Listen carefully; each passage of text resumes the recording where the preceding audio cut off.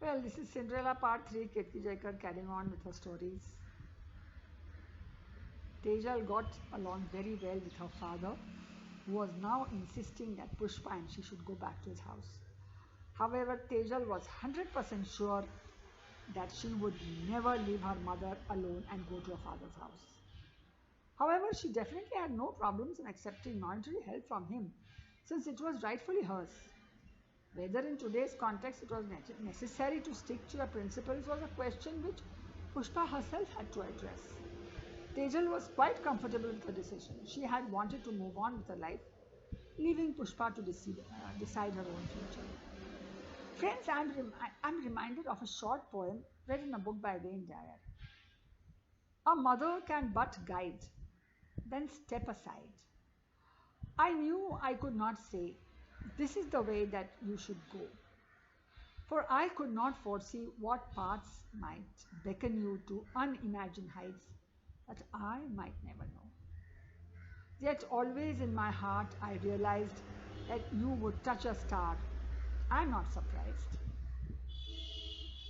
Well, Pushpa was never going to accept her husband's offer to go back to him. But she had agreed to meet him with Tejal at some restaurant. Here there was a definite change in her attitude. From being totally against the idea of even meeting him, she had taken the first step. Maybe Pushpa started feeling that she does not have to prove her martyrdom to anyone. I left her to choose between a life of hard work, pains and aches, and no resources, or a life of affluence and all the luxury which her husband could afford. Tejal continued to meet her father. He seemed to have got the message that Pushpa would never return to the maternal home, so he changed his strategy. Businessman he was. He offered to take care of all their expenses if Pushpa would withdraw the High Court suit, which was still pending. That was a dicey thing for Pushpa. What if she withdrew her case and he did not keep the word? But I explained to her the consent terms could be drafted to include all the conditions to be fulfilled by the husband on the wife withdrawing the suit. And this will be all recorded in the High Court.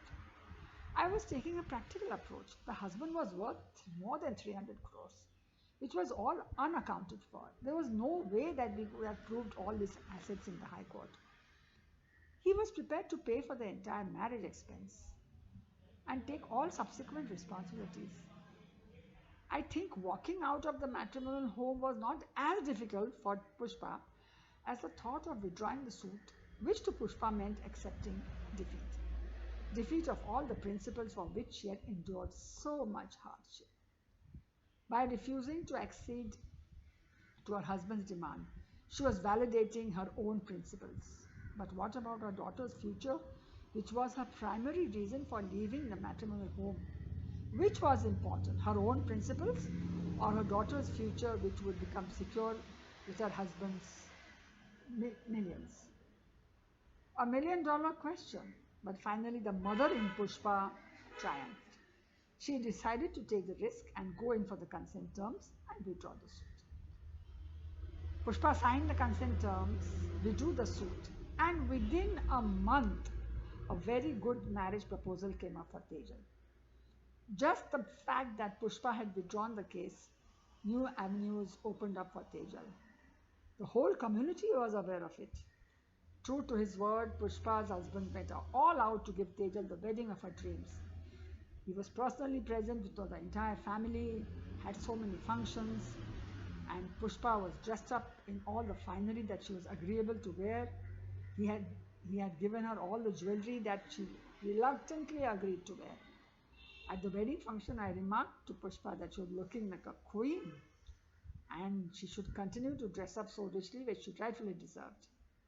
Pushpa's tongue-in-cheek answer was that at 12 midnight, Cinderella will go back to her old life. I thought of the serenity prayer. Pushpa had walked out of the matrimonial home when she had the strength to do so.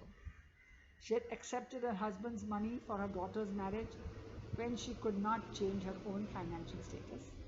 And she had the wisdom and the conviction to go back to her own quiet life after the wedding. She had experienced the half lived life and she no more wanted that now. She had the courage to step ashore and experience her own Tahiti, as said by Melville in Moby Dick.